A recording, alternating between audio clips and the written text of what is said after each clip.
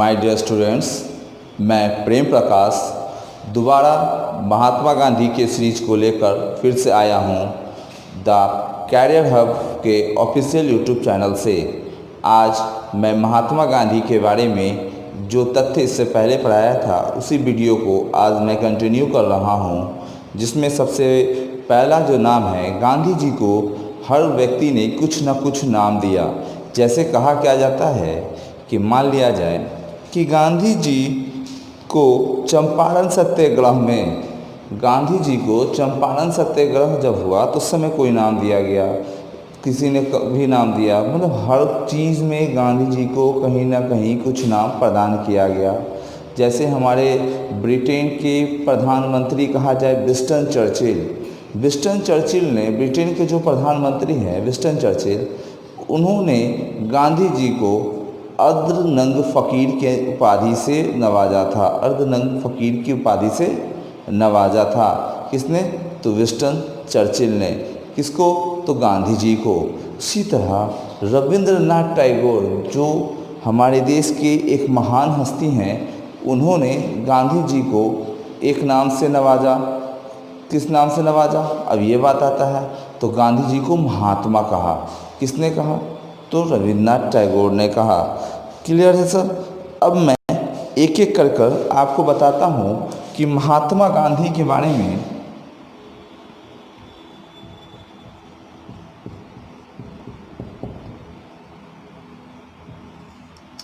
महात्मा गांधी को के जितने भी उपनाम हैं, महात्मा गांधी के जितने भी उपनाम हैं, जैसे महात्मा, महात्मा गांधी को महात्मा किसने कहा? ये एग्जाम्स में हमेशा देखा गया है कि जब उपनाम आता है तो हम और आप क्वेश्चंस को छोड़कर आते हैं, बट आज के बाद से क्वेश्चंस उम्मीद नहीं है कि आपसे छूटेगी। क्वेश्चंस एज यूजुअल सी रहेगा, क्वेश्चंस बनता रहेगा। महात्मा गांधी को महात्मा कहा था टैगोर ने। अब बोलेंगे टैगोर कौन? तो रविंद्रनाथ टैगोर, रविंद्रनाथ टैगोर, जिन्हें गुरुदेव भी कहा जाता है। उसके बाद हम लोग अगर बात करते हैं कि रविंद्रनाथ टैगोर की अगर हम लोग बात करें तो इनको जो है राष्ट्रपिता किसने कहा था? राष्ट्रपिता से इन्हें संबोधित किसने किया था? तो राष्ट्रपिता से इनको संबोधित किया था सुभाष चंद्र बोस ने। सुभाष चंद्र बोस, सुभाष चंद्र बोस के बारे में भी आप जानते होंगे कि एक महान हस्ती थे। इन्होंने जो है भारत में एक ऐसी फौज की निर्माण किया था जो आज की डेट में आर्मी के नाम से जाना जाता है। आर्मी बहुत बड़ी फोर्स भी है। उसी तरह महात्मा गांधी को चंपारण विद्रोह के समय किसी ने कहा था राजनीतिक बच्चा, राजनीतिक बच्चा, राजनीतिक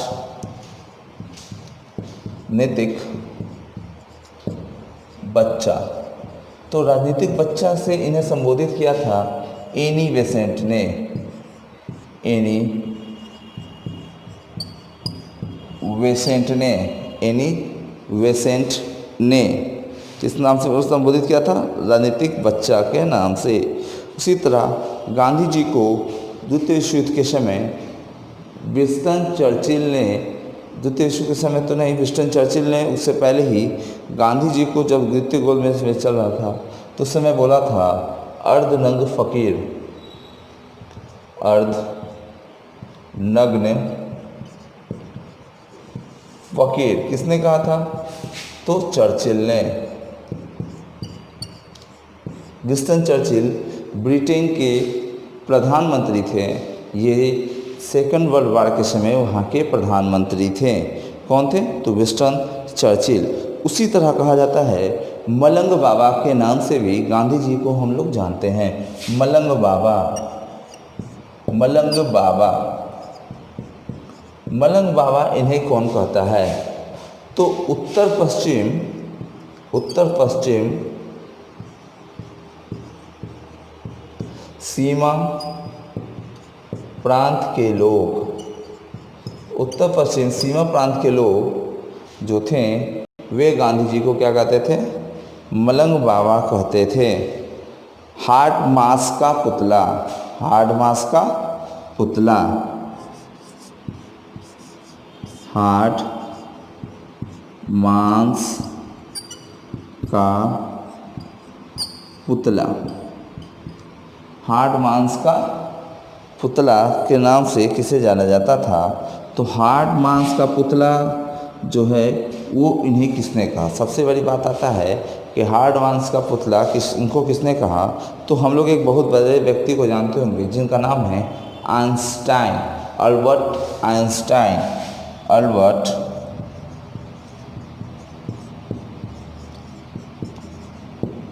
आइंस्टाइन। अब इस तरह के जो क्वेश्चंस हैं आप सोच रहे होंगे कि इन्हें महात्मा कब कहा गया, राष्ट्रपिता कब कहा गया, राजनीतिक बच्चा कब कहा गया। इस तरह के टॉपिक्स पे हम लोग बात करते रहेंगे, क्योंकि जब हम लोग गांधी जी के बारे में आगे पढ़ेंगे तो हम लोगों को इसके बारे में पढ़ना होगा। उसी तरह आता है वन मैन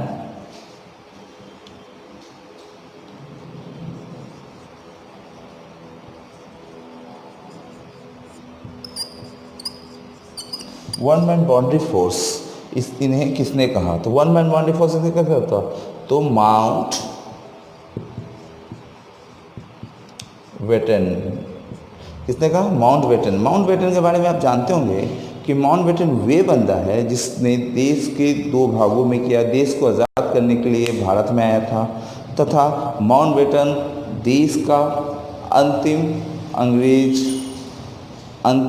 अंग्रेज था जो भारत में आया था। अंतिम अंग्रेज था जो भारत में आया था वायसराय बन के, यानी कि अंतिम वायसराय के रूप में हम लोग इन्हें जानते हैं। ये हमारे देश के सर्वोच्च नेताओं में से एक नेता हुआ करते थे। ठीक है, अब इसके स्क्रीनशॉट ले लें, फिर मैं इसे हटा दूँ। महात्मा गांधी के द्वारा लिखा गया एक प्रथम बुक, जो कहा जाए प्रथम बुक तो नहीं कह सकते हैं, लेकिन एक महत्वपूर्ण बुक जो आपके हर एक एग्जाम्स में क्वेश्चंस में आता है।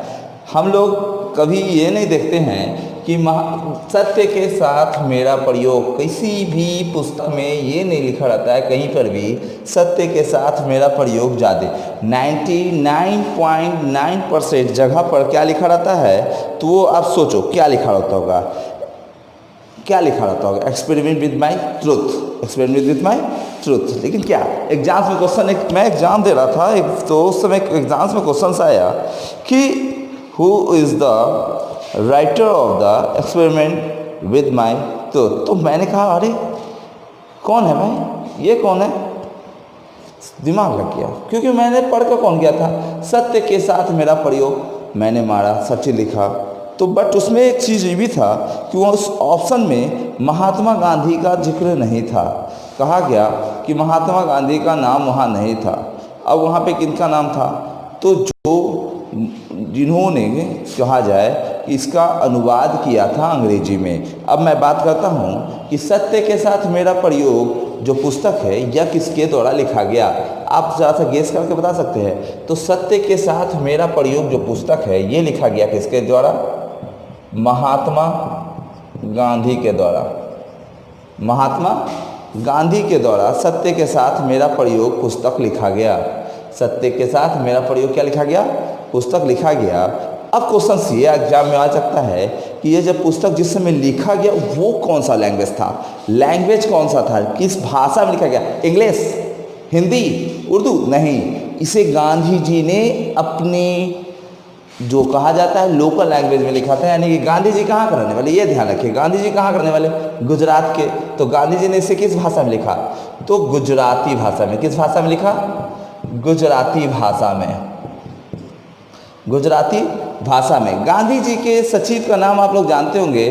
कहा जाए कि गांधी जी के सचिव हुआ करते थे महादेव देसाई। महादेव देसाई तो जानते होंगे। तो कहा जाता है कि इसको तो गांधी जी ने किस भाषा में लिखा? किस भाषा में? तो गुजराती में लिखा। बट इनके एक साथी हुआ करते थे महादेव देसाई। महादेव देसाई के बारे में हम बात करते हैं तो महादेव देसाई ने इसका क्या किया?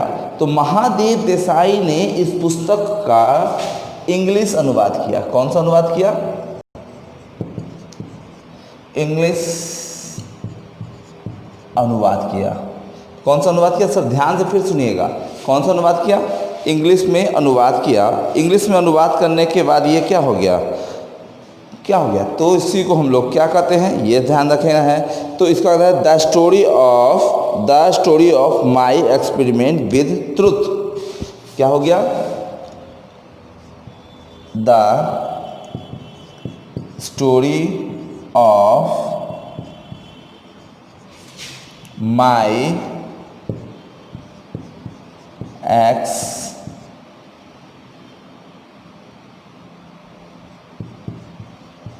एक्सपेरिमेंट ऑफ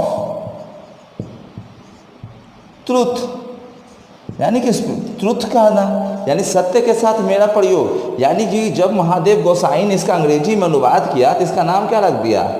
इसका नाम रख दिया क्या? The story of my experiment with truth के नाम से इस पुस्तक को उन्होंने लगाया। अब क्वेश्चन ये भी हमारा आ जाता है कि इस पुस्तक को तो अंग्रेजी में महादेव गोसाई ने किया, तो हिंदी में भी यह पुस्तक है।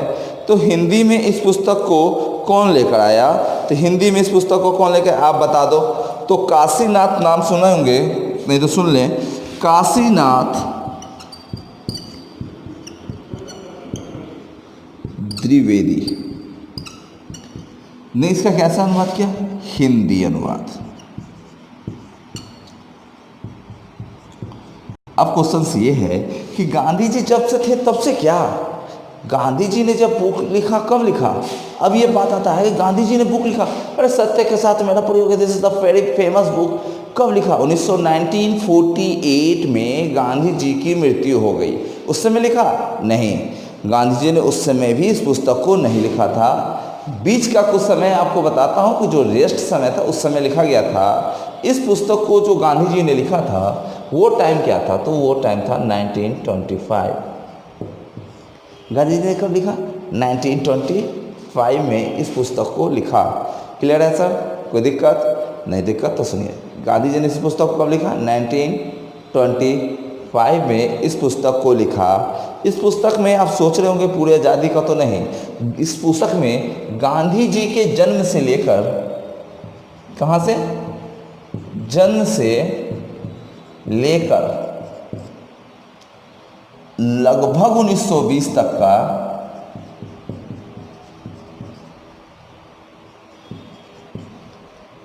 का कहानी का नाम यह है कि Gandhi ji experiment with my truth में लगभग 1920 तक की कहानी का वर्णन किया गया है। लगभग 1920 तक की कहानी का क्या किया गया है? वर्णन किया गया है एक्सपेरिमेंट विद माई ट्रूथ में। यानी सिंपल सा रिकॉल करते हैं, सत्य के साथ मेरा प्रयोग जो बुक है वो किसके द्वारा लिखा गया? तो गांधी जी के द्वारा लिखा गया। किस भाषा में लिखा गया? तो गुजराती भाषा में लिखा गया। किस इंग्लिश अनुवाद किसने किया? महादेव देसाई ने किया। हिंदी काशीनाथ त्रिवेदी ने किया। अब क्वेश्चन ये आ जाता है कि इसमें स्टोरी को लिखा कब गया? तो 1925 में लिखा गया। और इसको में वर्णन कहाँ तक है? मात्र 1920 तक का ही वर्णन किया गया है। इसके बाद इसमें किसी भी प्रकार का वर्णन गांधी जी के द्वारा नहीं किया गया है। ओके, इसका स्क्रीनशॉट ले लेना है तो ले लें।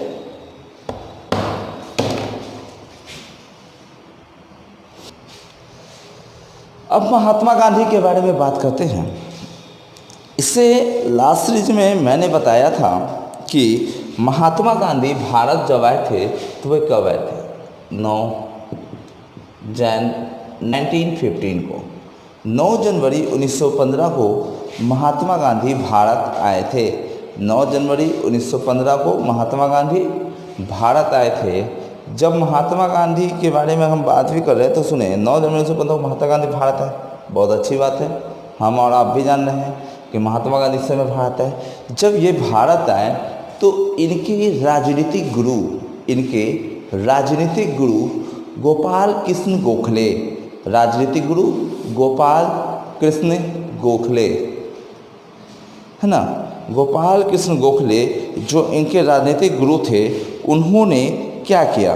तो गोपाल कृष्ण गोखले इनके राजनीतिक गुरु ने इन्हें अहमदाबाद में एक आश्रम की नींव डालने को कहा।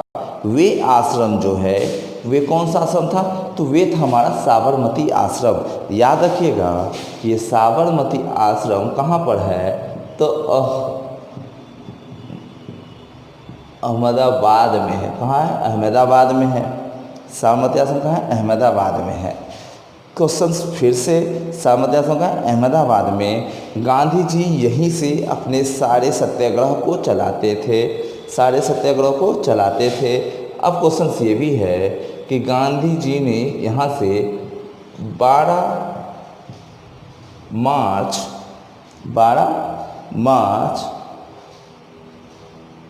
1930 के बाद इस आश्रम को त्याग दिया था। उसके बाद उन्होंने कहा था कि इस आश्रम में मैं तभी आऊँगा जब देश आज़ाद हो जाएगा। देखिएगा, सिंपल सा टोल सा, उतना आपको याद नहीं रखना। पहला चीज़ याद क्या रखना है हमें कि साबरमती आश्रम की स्थापना कब हुई? 1915 में। कब हुई?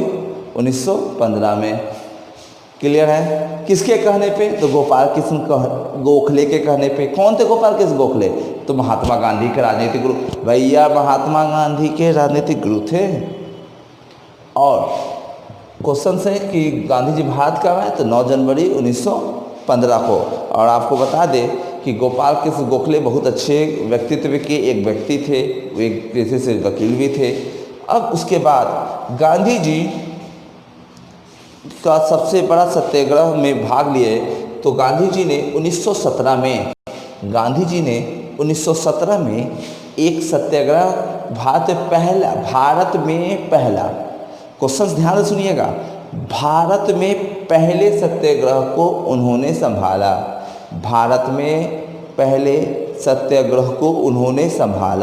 अब पहले सत्याग्रह को उन्होंने संभाला तो कौन से सत्याग्रह को संभाला? तो चंपारण सत्याग्रह को संभाला भारत में। एग्जाम्स में क्वेश्चन आ जाता है कि गांधी जी के द्वारा किया गया पहला सत्याग्रह कौन सा है? गांधी जी के द्वारा किया गया पहला सत्याग्रह कौन सा है? भैया गांधी जी के द्वारा किया गया पहला जो सत्याग्रह है वे है साउथ अफ्रीका का। लेकिन क्वेश्चन जब आ जाएगा गांधी जी के द्वारा किया गया भारत का पहला सत्याग्रह कौन सा है? तो भारत का पहला सत्याग्रह कौन सा? तो चंपारण सत्याग्रह है। इस चंपारण सत्याग्रह को 3 कठिया पद्धति भी हम लोग कहते हैं, या हम लोग कह सकते हैं 3 कठिया सिस्टम भी हम लोग कहते हैं। अब क्वेश्चन बनता है क्या सर? 3 कठिया सिस्टम, देखिएगा ध्यान से। 3 कठिया सिस्टम, 3 कट्ठा, आपका घर कैसे बनता? कट्ठा, आधा कट्ठा, 1 कट्ठा, 2 कट्ठा। उसी तरह होता था 1 बिघा। 1 बिघा में कितना कट्ठा? 1 बिघा में कितना कट्ठा? तो 1 बिघा में होता है 20 कट्ठा। ये आपको शहर में रहने वाले को तो कम पता होगा, गांव वाले लोग को ज़्यादा पता होता है। जिसका घर गांव में होगा, खेती बाड़ी होगा ना, उनको पता होगा। तो जो 20 होता था, तो देखेंगे, ध्यान से देखिएगा, 20 कट्ठा। इस 20 कट्ठा में अंग्रेज क्या कहता था? 20 कट्ठा में कहता था अंग्रेज कि आपका तीसरा भाग, आपका ज़मीन का कैमा भाग, तीसरा भाग में हम क्या करेंगे? नील की खेती करेंगे। यानी कि 20 कट्ठा में 3 कट्ठा पर वो क्या करेगा? नील की खेती। नहीं समझा? फिर से देखिए, 3/20 भाग में वो क्या करेगा? नील की खेती करना चाहता था। जिससे कि वहाँ के किसान मजबूर थे, वे करे तो करे क्या? आपको पहले भी पता होगा कि नील खेती, नील एक तरह का कहा जाए अफीम था, एक नशाशीला पदार्थ माना जाता है। जहाँ पर नील की खेती, वहाँ पर किसानी करना बहुत मुश्किल हो जाता था। इसी कारण ये जो था, किसान करना नहीं चाहते, लेकिन मजबूरी में वे करते थे। इनके इसी दुख को देखकर चंपारण के एक लाल जिनका नाम था राजकुमार शुक्ल, चंपारण के एक लाल, इनका नाम क्या था? राजकुमार शुक्ल।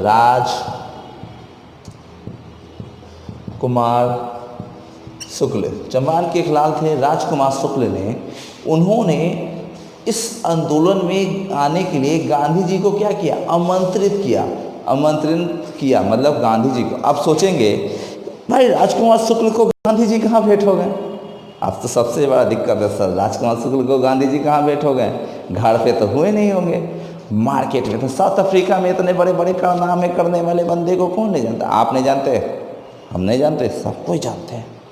क्या हुआ कि राजकुमार शुक्ल के बारे में अगर हम लोग बात करते हैं तो राजकुमार शुक्ल और गांधी जी की पहली मुलाकात 1916 के लखनऊ अधिवेशन में हुआ था, 1916 के लखनऊ अधिवेशन में हुआ था। अब क्वेश्चन है कि राजकुमार शुक्ल ने किसको निमंत्रित किया, तो गांधी जी को किया, किसको किया, गांधी जी को। गांधी जी आए, उन्होंने अंग्रेज़ों से बोला, लेकिन क्या हुआ कि जब वो गांधी जी आ रहे थे तो उनको बीच में रोक दिया गया, कहा गया कि आप नहीं जा सकते हैं। तो जिद जब करने लगे तो उन्हें जाने की तो परमिशन दी गई। इस जाने की परमिशन के बाद गांधी जी ने वहाँ पर एक सत्याग्रह चलाया, जिस सत्याग्रह को हम लोग आज चंपारण सत्याग्रह के नाम से जानते हैं। इस चंपारण सत्याग्रह में गांधी जी के हेल्पर थे जेबी कृपलानी। जेबी कृपलानी का मतलब क्या होता है, जेबी मतलब ये जेबी मत समझिएगा, जे फॉर जीवत राम, बी फॉर भगवान दास कृपलानी, जीवत राम भगवान दास कृपलानी। डॉक्टर राजेंद्र प्रसाद हमारे देश के प्रथम राष्ट्रपति, ब्रिज किशोर, मजरूल हक महान नेता बिहार से, अनुग्रह नारायण सिंह, एन सिंह, इनके नाम से आज भी बहुत बिहार में कहा जाए कि बहुत सारी चीज़ हैं। डॉक्टर श्री कृष्ण सिंह, इन्हें तो कौन नहीं जानता है कि श्री कृष्ण सिंह को, ये कौन है भाई, तो ये बिहार के प्रथम मुख्यमंत्री थे, ये बिहार के प्रथम मुख्यमंत्री थे।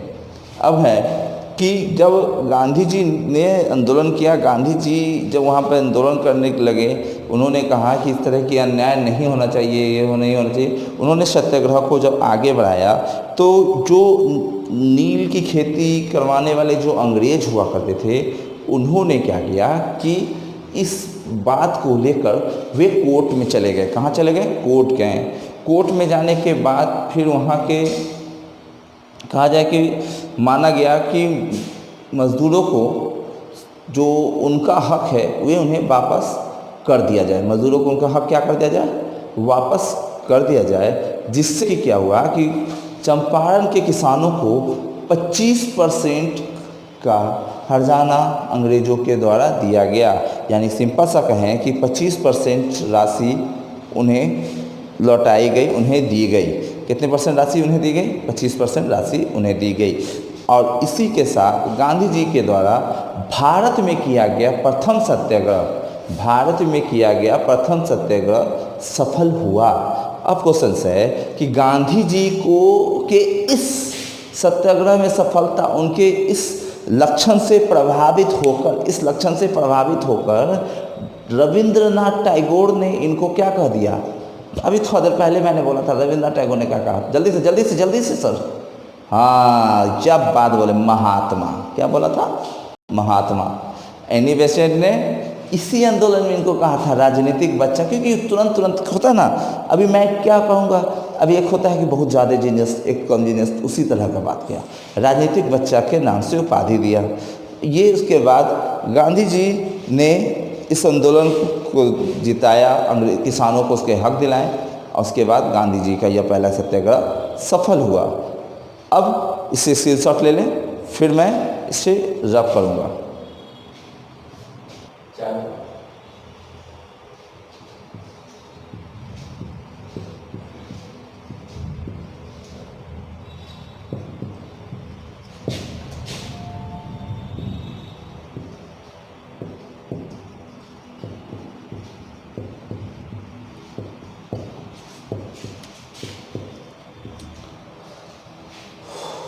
ये एक गांधी जी के द्वारा किया गया, ये भारत में दूसरा सबसे बड़ा सत्याग्रह था। गांधी जी के द्वारा किया गया भारत में दूसरा सत्याग्रह है, जो इसे गांधी जी ने इसे कब किया था, 1918 में किया था।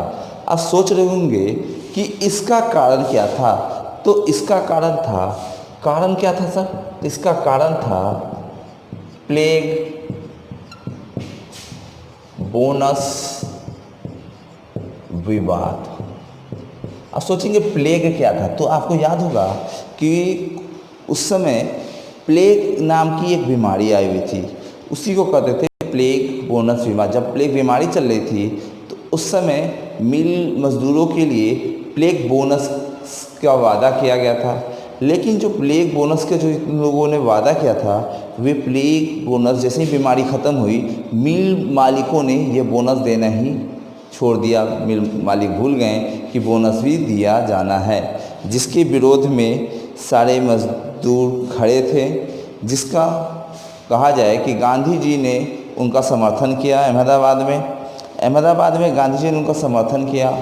समर्थन करने के बाद गांधी जी उनके तरफ से खड़े हुए, सब चीज़ किया। उन्होंने अंग्रेज़ों से मांग की, बट कहा नाम है कि अंग्रेज़ उनकी बात को सुन ही नहीं रहे थे कि कैसे क्या होना क्या नहीं होना, उनको कुछ फ़र्क नहीं पड़ता।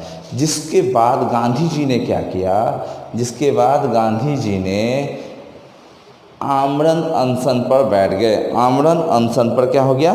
बैठ गए। कौन बैठ गया आमरण अनशन पे? तो गांधी जी बैठ गए। आमरण अनशन क्या होता है? तो भैया भूख हड़ताल। गांधी जी के द्वारा किया गया भारत में प्रथम भूख हड़ताल कहाँ था? प्रथम भूख हड़ताल कहाँ था? कहाँ था सर? अहमदाबाद मिल मजदूरों के समर्थन में गांधी जी के द्वारा किया गया प्रथम भूख हड़ताल किसके द्वारा किया गया था? गांधी जी के समर्थन में।